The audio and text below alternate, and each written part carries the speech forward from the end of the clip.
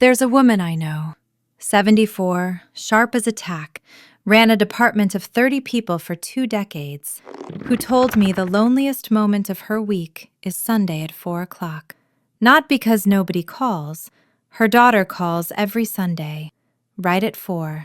Like clockwork. That's the problem. It takes about 12 minutes. How are you feeling, Mom? Did you eat today? Are you taking the medication? Okay, good. Love you. Talk next week. Click. She told me it's like being checked on by a very kind nurse. Everything covered, nothing actually said. And when she hangs up, the apartment is somehow quieter than before the phone rang. I'm going to talk about something most people are getting wrong. Not because they're bad people, but because nobody sits them down and tells them the truth about it. And the truth is uncomfortable. Not cruel, just uncomfortable the way anything real is when you look at it without the soft focus on. What aging parents actually want from their grown children has almost nothing to do with money, or errands, or making sure the prescriptions are filled and the gutters are clean. Those things matter. Of course they matter, but they're not the thing. They're not even close to the thing. And most adult children, good ones, loving ones, the ones who worry at 2 in the morning, are pouring effort into everything except the thing. So let's talk about what the thing actually is. Here's something that might land different than you expect. AARP did a survey a few years back, a big one, thousands of older adults. And when they asked what mattered most in their relationship with their adult kids, the top answer wasn't help around the house, wasn't financial support, wasn't even visits exactly. It was being known. Not taken care of, known. There's a canyon between those two words, and most families are standing on the wrong side of it. Let me explain what I mean. When your kid calls and asks if you've eaten, they're managing you. When your kid calls and says, I drove past that Italian place you used to take us to on report card night, and I started laughing. Remember when Danny knocked over the candle? That's something else entirely. That's them seeing you as a person, a whole person, not a set of needs, not a problem to be monitored, a person with a past and a sense of humor and a life that existed before they did and continues to exist when they're not watching. That's what being known is. And it is so rare for people over 70 to experience it regularly that when it happens, some of them cry. Not because they're fragile, because they're starving. Think about what happens as you get older. I don't mean the body stuff. You know the body stuff. You live the body stuff. I mean the social architecture. One by one, the people who knew you, really knew you, the full version, the version that had a temper and bad taste in music and once drove to Atlantic City on a Tuesday for no good reason. Those people start to thin out. Some move away. Some get sick. Some die. And the people who replace them, if anyone replaces them at all, only know the current edition.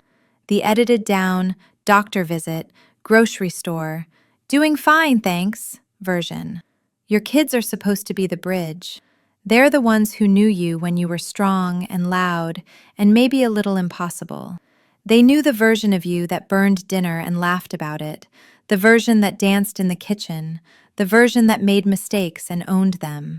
When they reduce you to a checklist, medication, meals, mobility, they're not being cruel, but they are, without knowing it, erasing someone. And that erasure is the loneliest thing going. I want to say something here that might sting, depending on which side of this you're sitting on.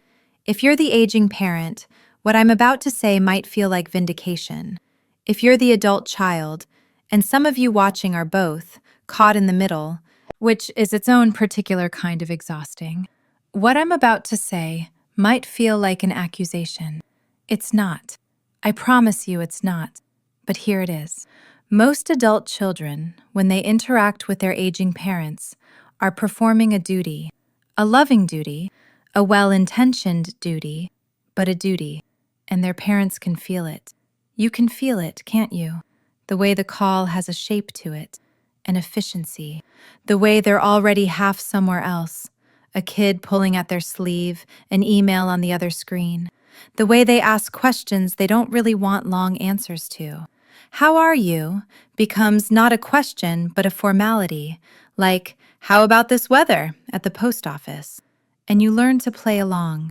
You edit yourself. You keep it light. You don't mention that you spent an hour this morning looking at old photos and got a kind of sad you don't have a word for. You don't mention that the neighbor you used to walk with moved into assisted living and you haven't replaced that walk with anything, and the mornings feel long now. You don't mention it because you can hear the worry it would cause, and the worry would become another item on their list, and you would become more of a project than you already are. So you say you're fine, and they believe you because it's easier.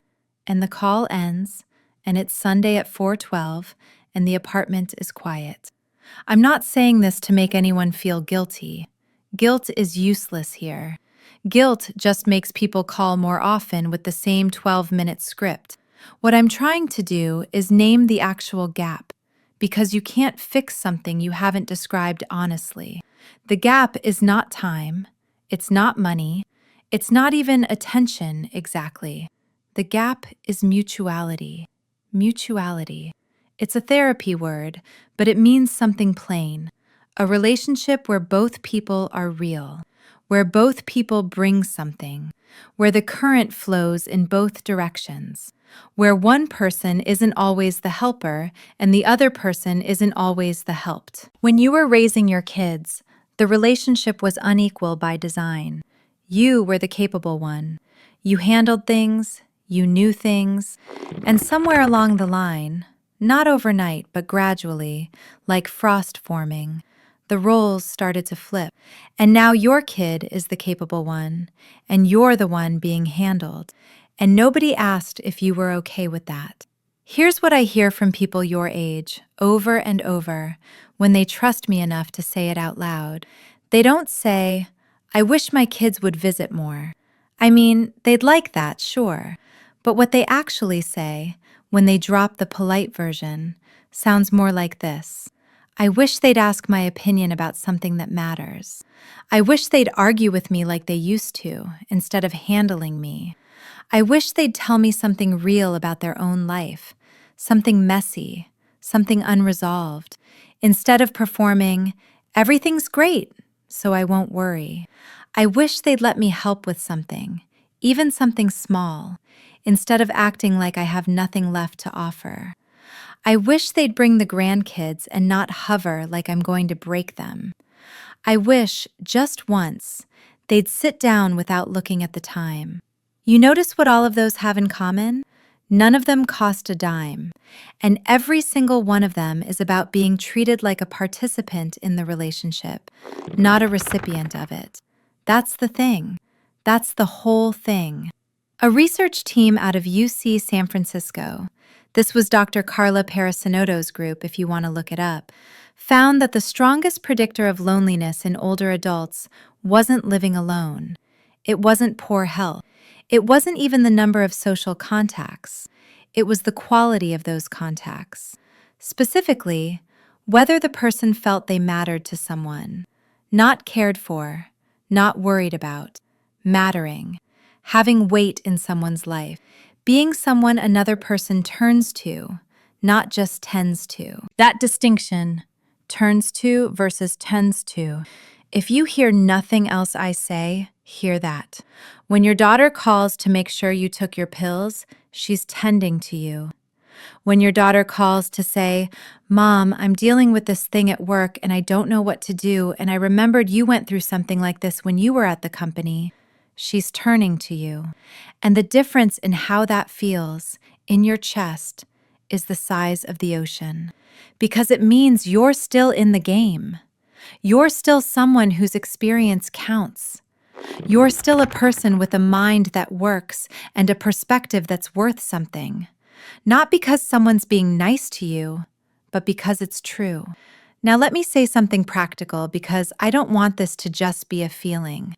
I want it to be useful. If you're the parent and you're recognizing yourself in this, you have more power here than you think. Not because you should have to be the one to fix it, you shouldn't, but because you're the one who's here right now, and waiting for the other person to figure it out on their own could take another 20 years. You can break the script. The next time your kid calls and does the checklist, you can interrupt it, not with a complaint, not with guilt, just with something real. Hey, before you ask about my doctor's appointment, I read something this week that made me think of you. Or, you know what I've been thinking about? That summer we spent at the lake when you were 11. Do you remember the boat? Why did we stop going? Or even, tell me something hard. I know you've got something. You don't have to protect me. That last one is the riskiest, because your kid might not be ready for it. They might deflect. They might get uncomfortable. But you've planted something. You've told them, in language they can actually hear, that you're still here. The whole you. Not the diminished version they've been managing, but the one who can take a hard truth and hold it. And if they do open up, don't fix it. I know that's counterintuitive, because you spent 40 years fixing things for them. But this time, just listen. Let them be the one who's a little bit of a mess, and let yourself be the one who's steady. That reversal, even for 10 minutes on a phone call, can rewire something that's been stuck for years. Here's another thing, and I debated whether to include it because it's delicate, but I think you can handle it, so I'm going to say it. Some of your kids are keeping you at arm's length, not because they don't love you, but because they're terrified.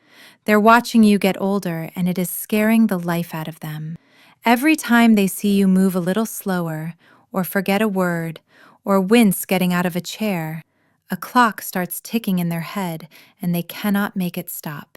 And some people, a lot of people, deal with that fear by going into management mode. Control what you can control. Make sure the pills are taken and the appointments are kept and the house is safe. Because if you keep the machine running, you don't have to think about the fact that the machine is winding down. That's not coldness. That's grief getting a head start. So when your kid calls and asks the same 5 questions in the same order every Sunday, part of what you're hearing is a person trying not to fall apart. The checklist is the thing that holds them together.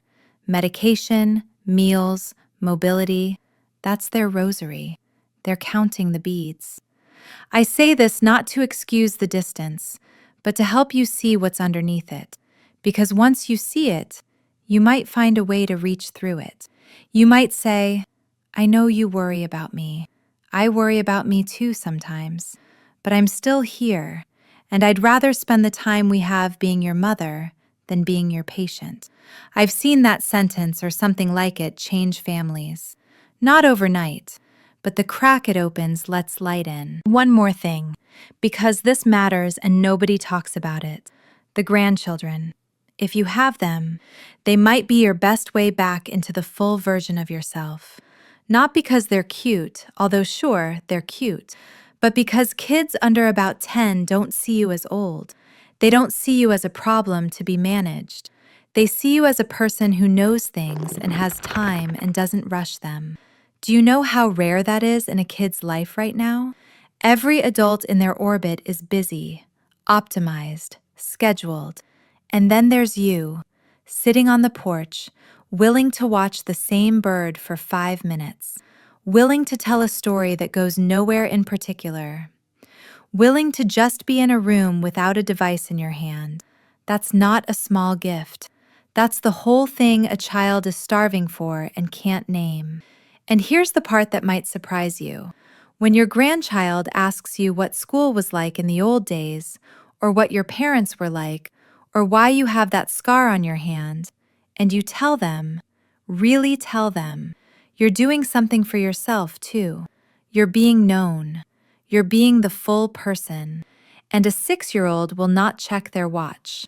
The grandchild relationship, when the adult kids get out of the way and stop hovering, can become the most honest relationship in the entire family. Because there's no role reversal, no grief, No guilt, no checklist. There's just a person and a smaller person, and the smaller person thinks you're fascinating. Let them think that, because they're right. I want to circle back to something, and then I'll let you go. That woman I mentioned at the beginning, the one who ran a department of 30, the one whose loneliest moment is Sunday at 4 o'clock. I talked to her again recently. Something had changed. She said her daughter called a few weeks ago, same time as always, and she decided to try something different. Instead of answering the usual questions, she said, "Forget all that. Let me tell you about the dumbest thing I ever did at work." And she told her daughter a story from 1987, a real one, a messy one. Involved a client, a lost file, and a lie that almost spiraled out of control. She'd never told anyone. Her daughter was quiet for a second. Then she started laughing. Then she said, "Mom, are you serious?" And they talked for an hour and 14 minutes. She knows because she looked at the call log afterward. She said it was the first time in years the call felt like a visit instead of a checkup. That's it. That's all any of it is. Not being managed, not being monitored, not being handled with the kind of care that slowly makes a person disappear. Just someone who sits down across from you, forgets about the clock, and says, "Tell me something I don't know about you." You've lived long enough to have 100 of those stories. Don't let anyone reduce you to a list of symptoms and a medication schedule. You are not a problem to be solved. You are a person to be known. And if nobody's asking, start telling them anyway. They'll catch up.